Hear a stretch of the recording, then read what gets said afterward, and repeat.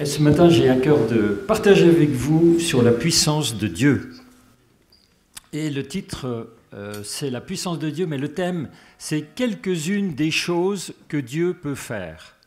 Quand on parle avec les chrétiens, il dit, moi je crois plutôt au baptême du Saint-Esprit et Dieu peut faire des choses incroyables par les dons de l'Esprit. D'autres disent, moi j'y crois pas vraiment, moi je crois plutôt aux fruits de l'Esprit. Puis il y en a d'autres qui disent, moi je crois plutôt à l'entrepreneuriat. Moi je crois plutôt au contraire que Dieu peut agir dans le quotidien. Et non, moi je pense plutôt, etc., etc. En fait, Dieu peut faire tout ça, et je crois à tout ça. Mais si on voulait dire tout ce qu'il peut faire et tout ce qu'il fait, ce serait vraiment impossible.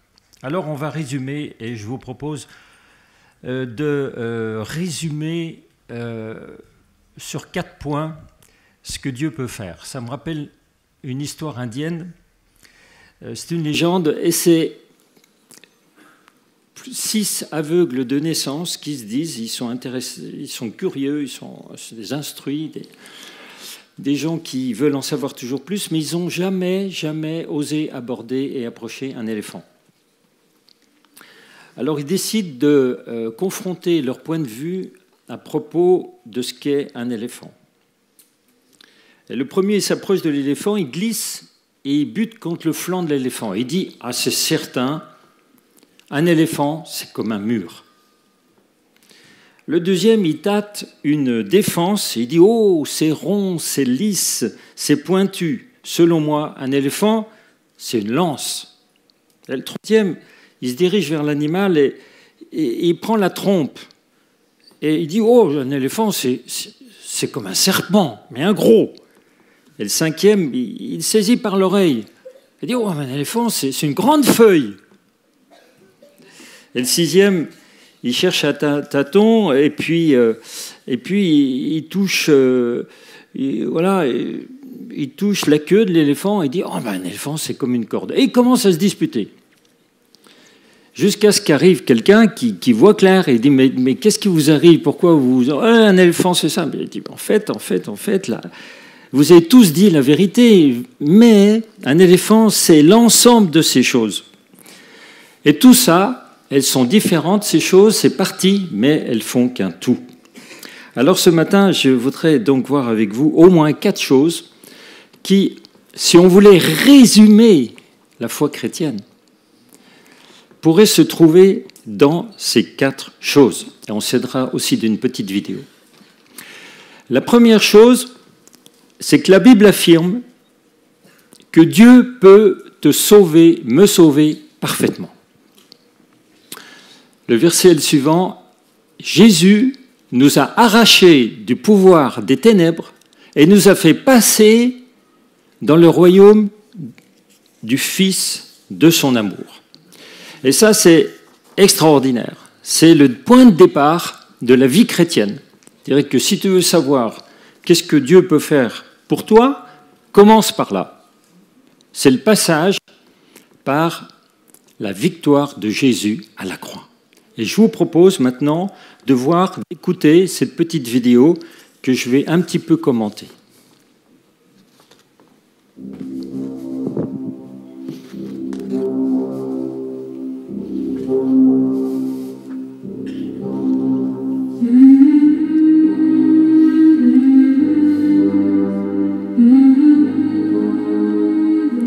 Nous sommes dans les ténèbres.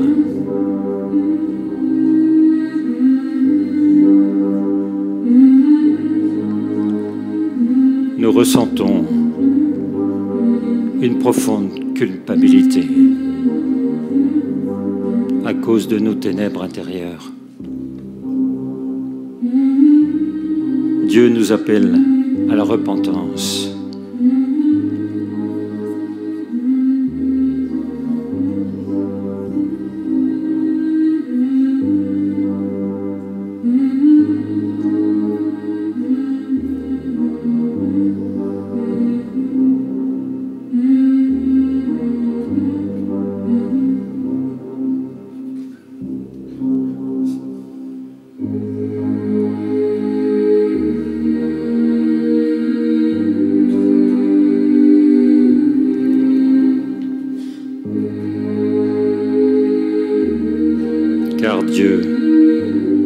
faire grâce.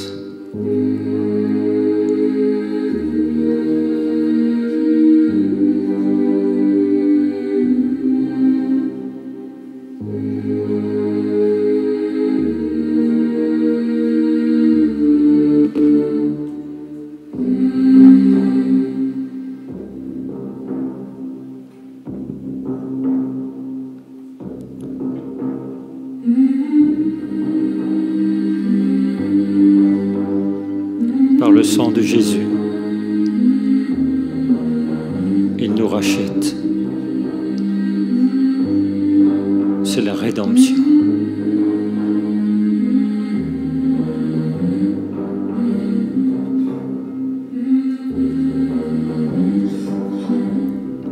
Il nous donne la force de résister au malin.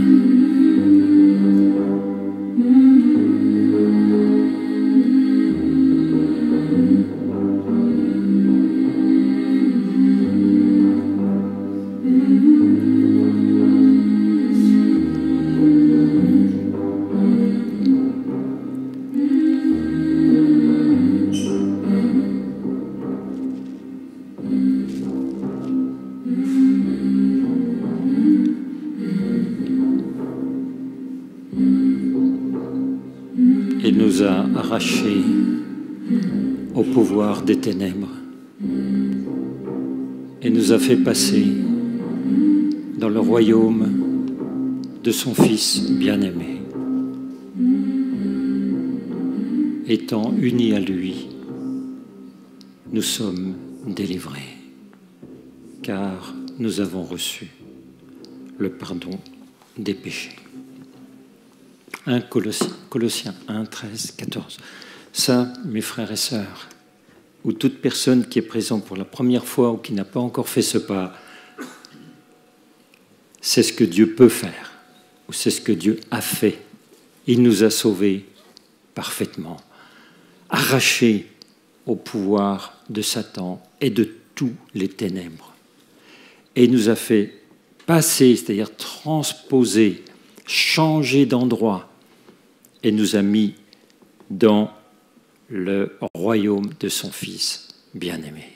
Alors je m'adresse à toute personne qui désirerait inviter Jésus maintenant dans sa vie et recevoir ce que Dieu a fait, de maintenant dire oui Seigneur, de l'inviter. Je vous propose qu'on baisse nos têtes et je vous propose qu'on invite le Seigneur maintenant à trôner dans nos vies. Peux-tu dire, pouvons-nous dire, même ensemble, Seigneur, sois le maître de ma vie. Peux-tu le dire à voix basse dans ton cœur? Je t'invite, Seigneur, je t'invite à prendre ma vie, à être le conducteur de ma vie. Et je t'accepte comme mon sauveur. Qui le fait? Qui peut lever la main? Qui le fait pour la première fois peut-être? Lève la main, oui, et le Seigneur te voit, le Seigneur te voit. Seigneur, tu bénis ces personnes qui reçoivent ce verset de Colossiens. Merci, tu les arraches au pouvoir des ténèbres, tu les fais passer dans le royaume de ton Fils bien-aimé. C'est merveilleux. On discutait hier soir à plusieurs sur ce moment T, vous savez.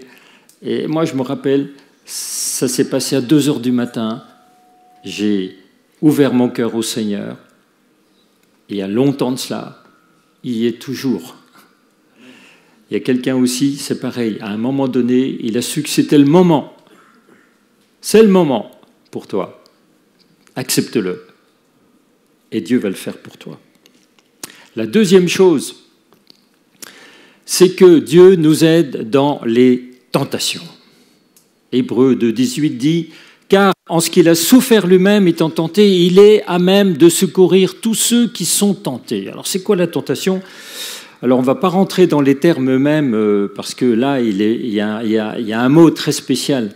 Pérasmos, ça veut dire le mal, enfin ce qui fait du mal, hein, la tentation. Ce n'est pas l'épreuve, hein. C'est vraiment quelque chose qui est difficile. Alors les tentations, en fait, si on voulait les résumer, je dirais c'est un mécanisme d'idées. Le mécanisme de l'idée et des enchaînements d'idées, c'est bien expliqué dans Jacques. Je vous invite à le lire, l'épître de Jacques. Au chapitre 1, il explique le péché, il entre comme ça par une première idée. Cette idée, au lieu de la repousser, on commence à y réfléchir et petit à petit, elle s'ancre en nous et puis elle devient une addiction et puis quelque chose de difficile. Mais généralement, la tentation, ce sont des propositions qu'on vous fait. Vous n'êtes pas coupable parce que vous êtes tenté, mais vous êtes simplement tenté. C'est une tentation. Et généralement, 9 fois sur 10, on dit non, hein, même peut-être 10 sur 10, hein, j'espère. En tout cas, moi je vous reconnais, j'ai une addiction que je peux avouer, hein, c'est au petit nounours. Bon. Enfin, oui, nounours, hein, en guillaume, en guimauve. Oui, mais ça vient d'une histoire. Hein. C'est quand j'étais petit, mon grand-père, il allait toujours taper la belote au café, à 10 mètres de où était ma grand-mère. Et puis, quand la soupe était prête, ma grand-mère dit « Va chercher Pépé ». Alors j'allais dans le café et Pépé, il jouait à la belote. Mais moi, j'avais 8 ans, vous voyez, à peu près, 7, 8 ans, 9 ans. Il y avait un tel nuage de fumée que je passais juste dessous. Ouais. Parce qu'il pompait fort, c'était le locomotive, avec tes petits ballons de blanc. Et puis, il me disait, le Pépé, va t'acheter un petit nounours. Alors, j'allais vers la Monique, sur le bar, et il y avait le bidon à nounours. Et donc, j'avais mon nounours. Alors, j'ai jamais retrouvé des nounours pareils, parce qu'ils avaient un petit goût de nicotine. Bon. Mais je reconnais, j'ai gardé cette addiction. Voilà. Donc, c'est vrai, je suis assez sensible aux petits nounours. Enfin, bon, plutôt au chocolat noir. Je le précise. Bien, mais je partagerai. Enfin, si vous voulez, la tentation, c'est quand ta main, elle va toute seule. Hein, pouf, comme ça, dans le paquet de cacahuètes salées. Voilà. Une bonne explication des tentations, c'était lorsqu'il y a eu un grand réveil en Europe, c'était au Pays de Galles en 1905. Ça a duré 1 an à peu près. Il y a 100 000 personnes qui se sont converties en une année. La plupart étaient des mineurs de fond, des gens extrêmement durs. Beaucoup étaient des poivreaux renommés. Et ils allaient au... Alors c'est vraiment historique, c'est vraiment rigolo ce truc. C'est qu'ils allaient à la taverne en carriole. Ils ne montaient pas dessus parce qu'ils ne pouvaient pas revenir. Donc ils allaient en carriole. Et quand ils se sont convertis, eh ben, les chevaux n'obéissaient plus. Parce qu'ils marchaient aux injures. Et ils démarraient le cheval avec une injure. Et comme ils ne faisaient plus d'injures, de jurons, ben les chevaux, ils n'obéissaient plus. C'était les chevaux qu'il fallait délivrer, vous voyez, qui avaient l'addiction. Et même, on raconte que quand il arrivait à démarrer sa calèche, eh ben le cheval il s'arrêtait de lui-même à la taverne numéro 1. Alors il a relancé à la taverne numéro 2. Et c'était les chevaux qui, eux, avaient tellement eu l'habitude de faire comme leur maître leur ordonnait de faire, ben, qu'ils s'arrêtaient tout le temps aux mêmes étapes. Eh ben, l'addiction, pour nous, c'est pareil. La tentation, c'est pareil. Vous voyez, ce qu'il faut, c'est maîtriser la première pensée quand elle te vient. Enfin, pas toutes. Hein. Je vais offrir, je renais un nounours. Je ne maîtrise pas. Hein. Pas la permis. Là, il y a beaucoup d'enfants. Il y en a 50 à 60 chez nous. Il faut que je suive. Hein. Bien, alors, non, je ne blague pas. Là, c'est... J'arrête. Donc, l'idée, si tu veux, l'idée te vient, la tentation te vient, et Jésus, il peut te comprendre. Ça, c'est vraiment incroyable. Jésus s'est fait homme. Il a été tenté en toutes choses sans commettre de péché. Voilà ce que dit la Bible. Il a été tenté à ça. Il a été tenté comme nous tous. Et il peut nous comprendre. Donc, il ne va pas nous condamner, vous voyez, mais il peut nous aider. Et vraiment, il peut t'aider, et c'est formidable. Donc, le Seigneur est fidèle, dit Thessaloniciens, et il va t'affermir et te permettre petit à petit à remporter le combat, la victoire, et te préserver du malin.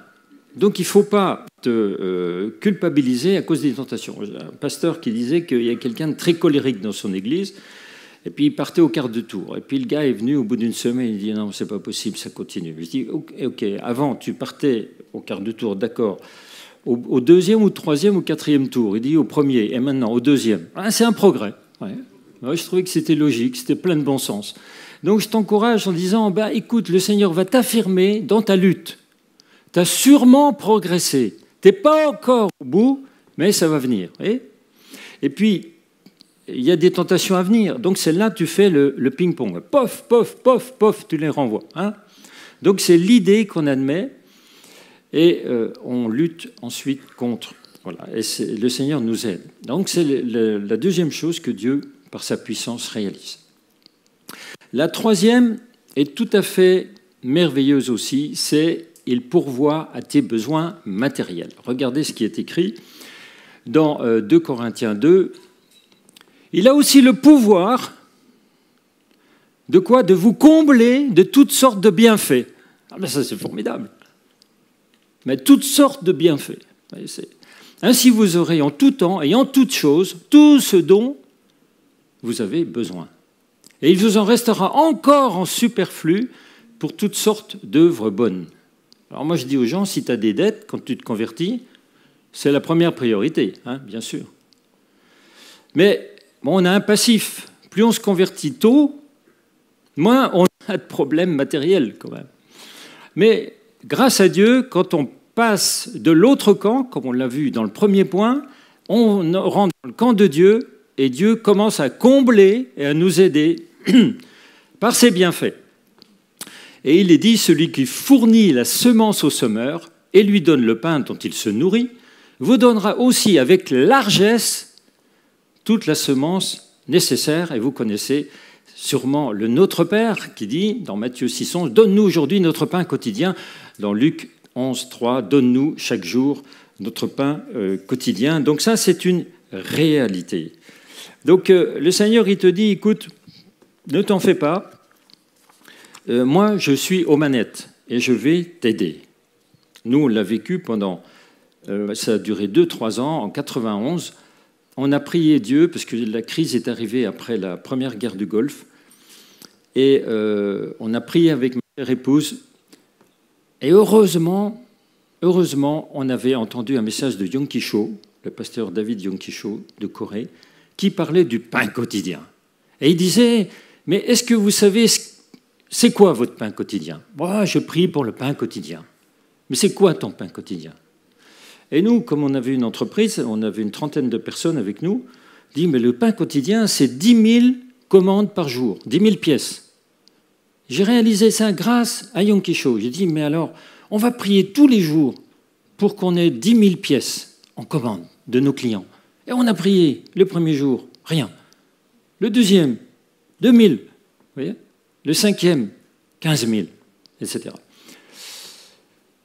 On a prié une semaine, on a prié 2 semaines, on a prié 1 mois, on a prié 1 an.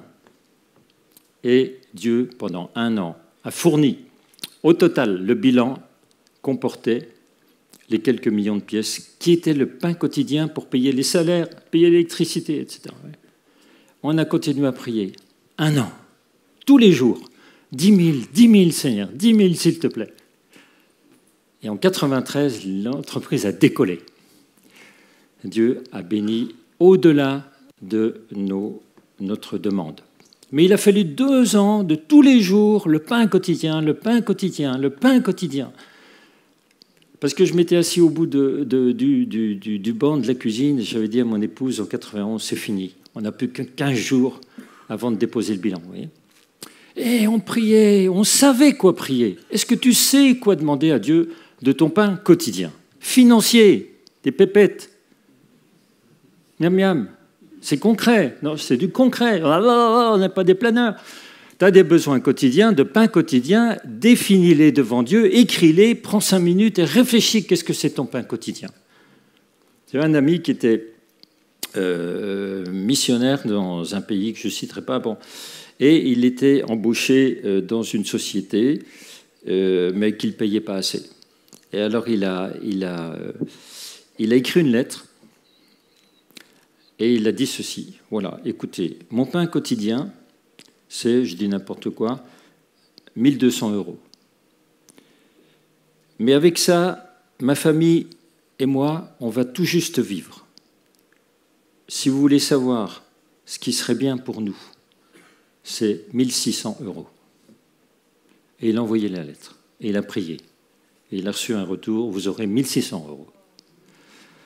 Le pain quotidien, c'est ce que tu réussis à définir comme étant ton minimum vital. Vital, d'accord ? Il y a un grand homme qui s'appelle Antoine le Grand. Alors, si vous arrivez à lire sa vie, c'est extraordinaire. Il a vécu jusqu'à 102 ou 105 ans et il n'a mangé que du pain. C'est dingue. C'était au IIIe siècle. Donc, mais le pain, c'est le minimum vital. C'est quoi ton minimum vital ? Et ça, Dieu te le garantit. Mais il faut lui demander, définis-le. D'accord ? C'est du concret. Hein ? La Bible est concrète, Dieu est concret. Dieu s'occupe de toi concrètement. Ça, c'est le troisième point. Ensuite, il nous donne au-delà de ce qu'on espère. Et ça peut être des dons spirituels, ça peut être tout un tas de choses. En fait, Dieu est généreux.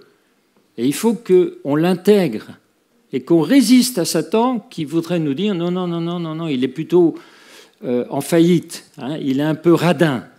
C'est pas vrai. Voilà ce qu'il est dit dans Éphésiens 3:20. À celui qui, par la puissance qui agit en nous, peut réaliser infiniment au-delà de nos prières, de ce que nos prières peuvent demander ou que notre imagination ose espérer. Et je vais vous donner un exemple, on finira par ça, de ce qu'on a vécu à Morteau.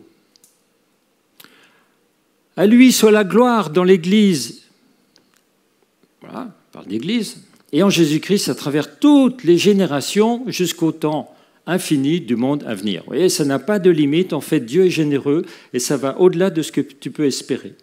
Donc Dieu te met à cœur quelque chose, un projet, et le Seigneur va te le faire réaliser par sa générosité. Alors, qu'est-ce qui s'est passé pour nous et pour notre Église, en fait, à Morteau ? Dieu me met à cœur, tu fondes une église à Morteau. Alors, on va avec Françoise à Morteau. On dit, mais où est-ce qu'on va mettre une église ? Au cinéma. Peut-être qu'on va acheter le cinéma. Peut-être qu'on peut demander aux propriétaires du cinéma de nous louer le cinéma pour faire des réunions. C'était la première chose qu'on a faite en janvier 2014. Et vous avez Françoise, là, vous vous reconnaissez un peu, là, qui est devant le cinéma. On n'y est pas encore rentré, là, oui. Et on va voir si le cinéma il est approprié pour prêcher l'Évangile. Et j'ai pris la photo. Boum ! Mince, il n'y a pas de scène. La porte de sortie est sous l'écran. Donc on a dit, bon, idée numéro 1, non. Et puis, Century 21, le 4 novembre 2014, quand on y retourne, presque un an plus tard, nous trouve cette petite maison au centre de Morteau, dans une arrière-cour. On était contents, hein ? Mais les pompiers refusent en disant non, la sécurité incendie, ils ne peuvent pas passer le camion dans le porche. Alors, boum, ça retombe à l'eau, vous voyez ? Et puis, voilà, qu'en 2018, j'apprends que le temple historique est à vendre. Et puis, depuis 2018, on l'achète. Et on l'a comme église, vous voyez ? Gloire à Dieu. C'est au-delà de ce qu'on pouvait espérer. Bien au-delà. C'est un petit exemple de ce que Dieu peut faire. Alors, moi, je vais demander à l'équipe de louange de revenir, parce que ces 4 bénédictions de Dieu sont la puissance de Dieu dans ta vie, dans ta famille, autour de toi, dans ton job, dans ton église. Et cette bénédiction, vous voyez, dans Nombre 6, elle était chantée en Israël. On va chanter un autre chant, mais regardez ce qu'on chante souvent. Que l'Éternel te bénisse, te protège, l'Éternel te garde avec bonté, qu'il te fasse grâce. Que l'Éternel veille sur toi et t'accorde la paix. Merci Seigneur pour tes bénédictions, pour ta puissance. On a vu que quelques-unes des choses que tu peux faire pour nous. Mais avec ces 4 choses, je sais Seigneur que tout chrétien peut faire un parcours terrestre impeccable. Je te remercie Seigneur parce que tu peux nous sauver entièrement et tu l'as fait en Jésus. Je te remercie, tu nous aides dans nos tentations. Tu pourvois à nos besoins matériels et tu nous donnes même au-delà de ce que nous espérons. À toi toute la gloire. Amen. Je propose que tous ceux qui veulent s'avancer, s'avancent. On va se lever si vous voulez bien. Et que ceux qui sont derrière les écrans soient bénis. Que Dieu vous bénisse.